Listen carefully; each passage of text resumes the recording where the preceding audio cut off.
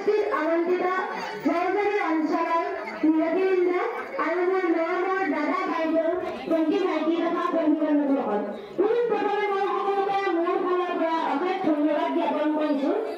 আজিৰ এই কুলি অনুষ্ঠানত মোক সঞ্চালকৰ দায়িত্ব দিয়াৰ বাবে সঞ্চালকৰ দৰে গুৰুত্বপূৰ্ণ দায়িত্ব হয়তো মই পালন কৰোঁতে বহুতো ভুল ভ্ৰান্তি হ'ব পাৰে, তাৰ বাবে মই সকলোৰে ওচৰত আগতীয়াকৈ ক্ষমা বিচাৰিছোঁ আৰু অধিক পলম নকৰি মই কাৰ্যসূচীখন পাঠ কৰিছোঁ।